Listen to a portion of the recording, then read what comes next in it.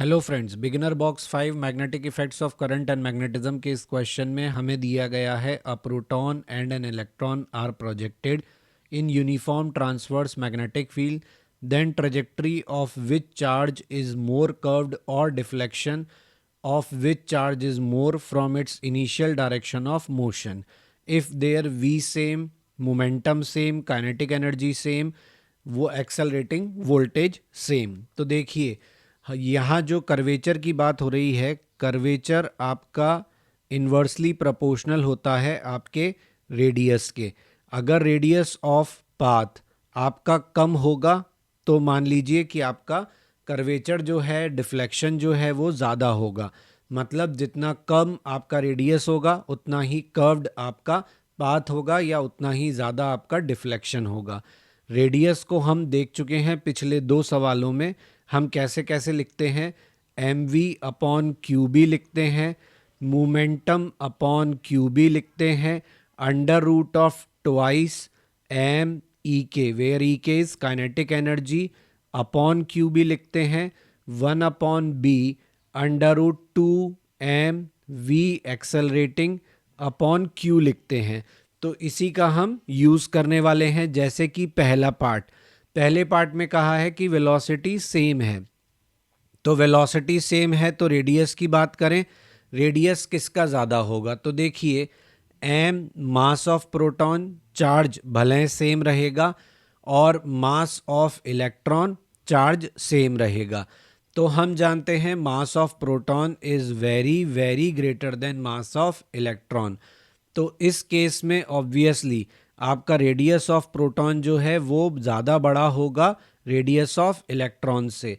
और अगर radius of proton बड़ा है रेडियस ऑफ इलेक्ट्रॉन से, तो इसका मतलब साफ है कि कर्व ऑफ इलेक्ट्रॉन ज़्यादा होगा आपके प्रोटॉन से।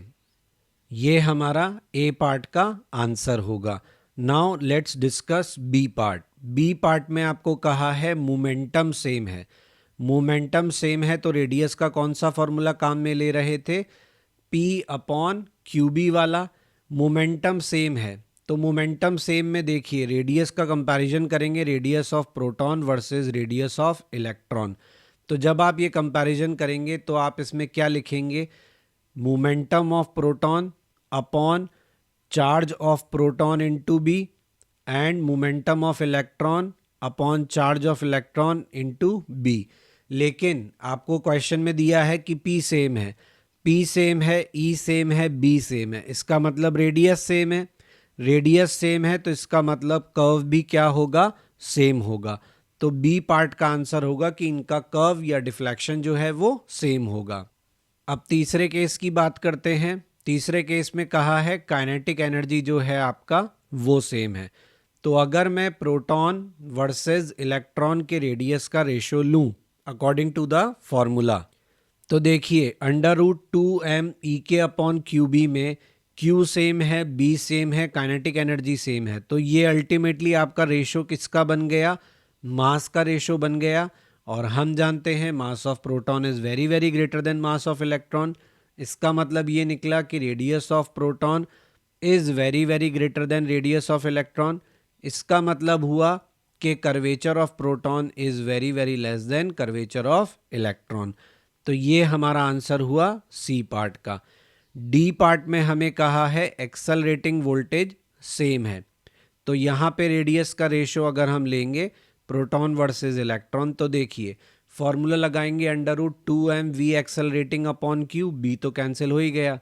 वंस अगेन ये आपका क्या आ गया? Ratio of m of proton upon m of electron. तो फिर से वही आंसर मिलने वाला है कि curvature of proton is less than curvature of electron. D का आंसर भी हमारा यही होगा। तो ये एक इंटरेस्टिंग क्वेश्चन था जिसमें आपके डेटा को बहुत ही स्मार्ट तरीके से यूज़ करने को कहा गया। सीखने वाली बात ये थी कि कर्वेचर और रेडियस में क्या रिलेशन होता है वो हमें इस क्वेश्चन में पता होना चाहिए। बिगिनर बॉक्स सॉल्यूशन के वीडियोस के साथ ही मैं आपको क्विक रिवीजन वीडियोस भी पोस्ट कर रहा हूं मेरे इसी चैनल पे, और मेरे हर बिगिनर बॉक्स के सॉल्यूशन वीडियोस से पहले वो पोस्ट किया जाएगा, जिसका पर्पस आपको एक तरीके से बिगिनर बॉक्स को अटेम्प्ट करने के लिए तैयार करना है और आपके बिगिनर बॉक्स से पहले की जो थ्योरी पार्ट है उसको कवर करना है।